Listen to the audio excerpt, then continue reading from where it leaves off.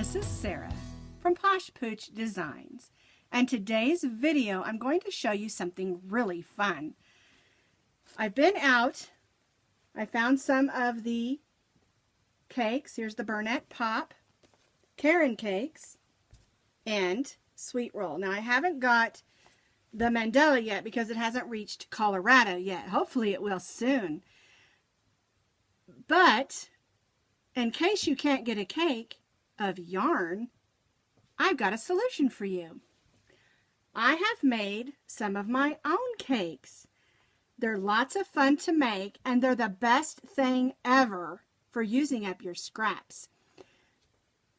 Here's another one that I made with blues. Here's pink and purple.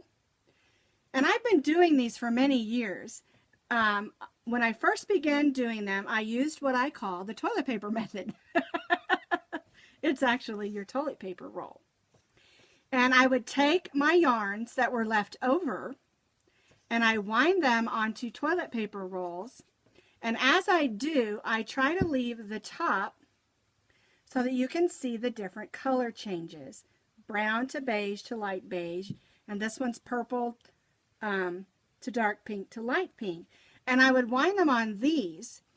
And I would use the Russian join to join them together and make my own little cakes. Well, then a few years later, I purchased a yarn ball winder.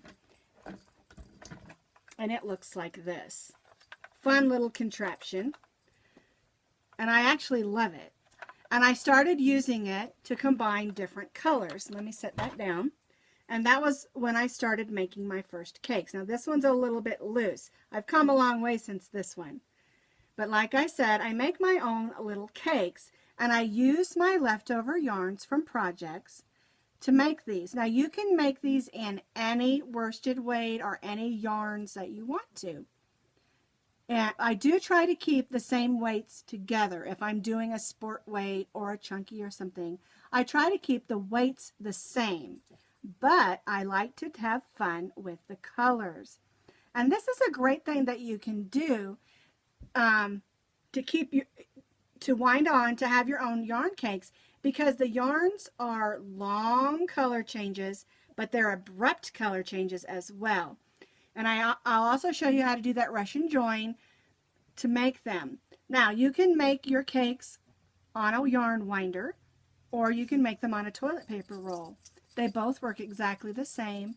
They work perfect. And the neat thing about the toilet paper roll ones, here's 3, is that you can just set them on your shelf and they're not going to roll around everywhere. And you can come up with some really great color combinations. So if you don't have a yarn ball winder, it's okay. You can still make some fabulous looking color combinations to use in your projects. And one of the fun things that I love to do is to make scrap things. Just making blankets or a bag or, I don't know, a scarf using scrap colors that I saved from projects. And I have these that I've made in chunky, like I said, worsted weight, number 4, number 3, sport weight, and they all work perfect, and they're so much fun just to see how the color combinations work together.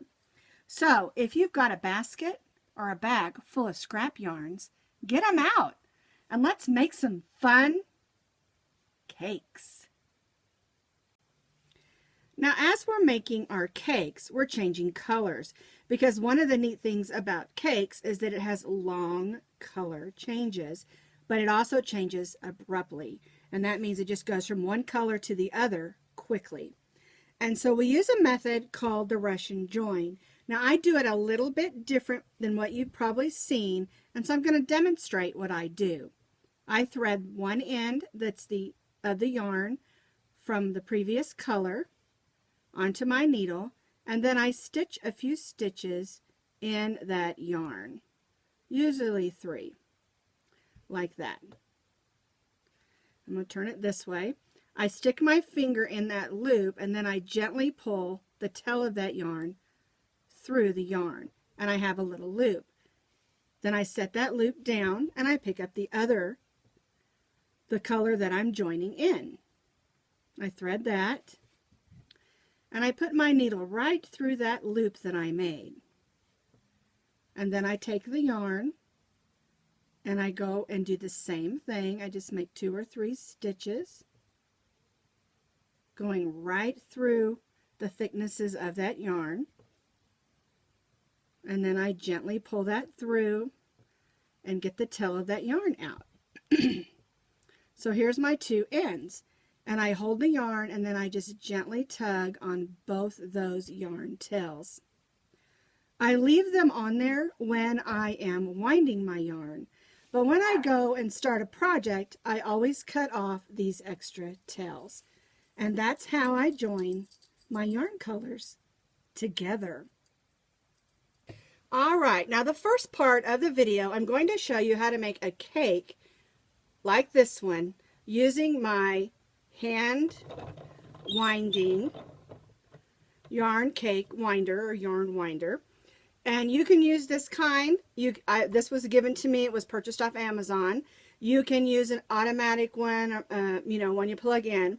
It doesn't matter. They both work great. There are bigger ones and smaller ones. This one is just a smaller one. And it works great for making this size of a cake. Now, don't worry if you don't have a yarn ball winder, because I'm going to show you another way, like I said, of how to do it this way and still accomplish a similar cake with similar results.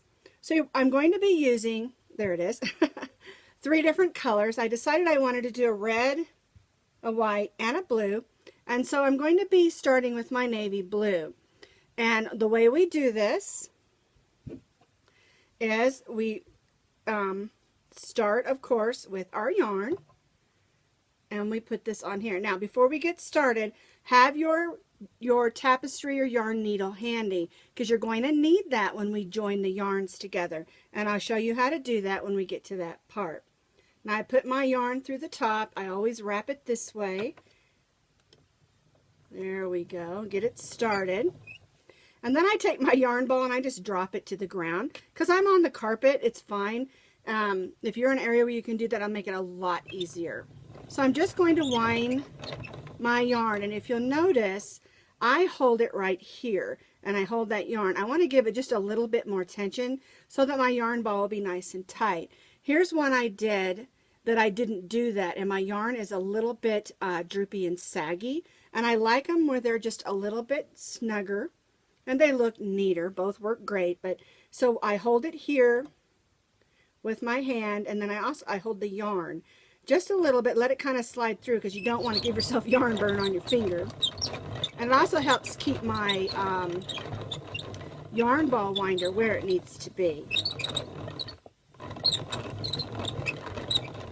Now each one of my balls are 1/2 ounce, and what I did is I rolled them up and I put them on my postal scale that I use for shipping packages until they weighed about 1/2 ounce. And I wind the whole ball of yarn on my cake winder. All right, so now I've run out of yarn, and I want to show you how you put those two together. And I'm going to show you right here so that you can see it. My next color is white, and what I do is I thread the one I just finished with on my needle, and then I go back into the yarn and just make a couple of stitches, or I don't know what you call that. You just sew a couple of stitches, I guess they are stitches, into the yarn, and I put my finger in there so it doesn't go all the way closed, and I pull that yarn tail through. And so now I have a little loop in my yarn like this. I'm going to set that one down, and I'm going to take where I'm going to start my next piece, and then I'm going to thread my needle, and I'm going to put it through this loop that I made on the blue one, and then I'm going to do the same thing. I'm going to put my yarn through, my needle through, not my yarn, through the needle, make a couple of stitches like this, and pull that yarn through. And then we'll gently pull both sides of the tails of the yarn to snug those down. And that's called a Russian join. And it works great on most yarns. I don't care to use it on the real thick yarns, because if the real thick yarn, you get a big kind of a bulky bump there. And I use a different technique for that. But we're working with worsted weight today. And so that's a great technique to put your yarn together without having to have a knot. All right, so we're going to put our yarn back through here. I'm going to take my white one. I'm just going to drop it on the ground. I'm going to hold my yarn, and then I'm going to spin the right direction. And then my white one goes on.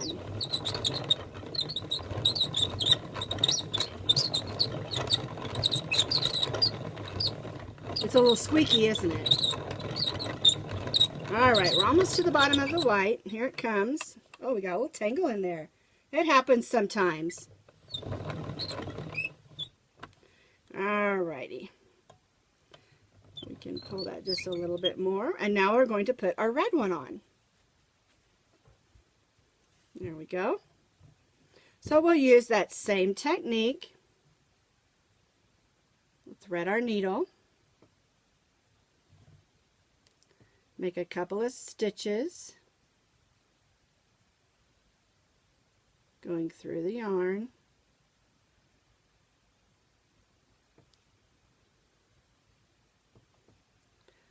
Hold that loop with your finger and pull that tail through. We'll set that down. We'll thread the red one. We'll go right through that loop that we made.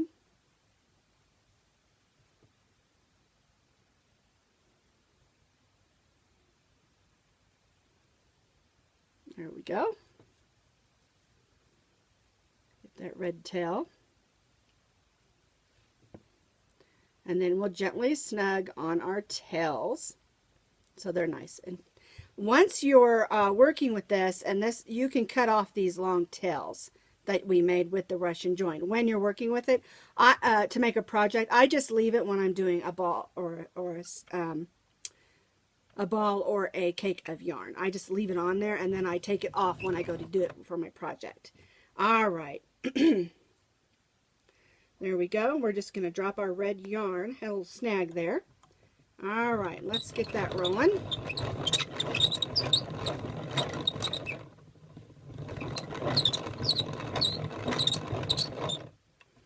All right. So we're at the end. We'll pull that out. I leave myself a little bit of a tail, and then I just gently push it off.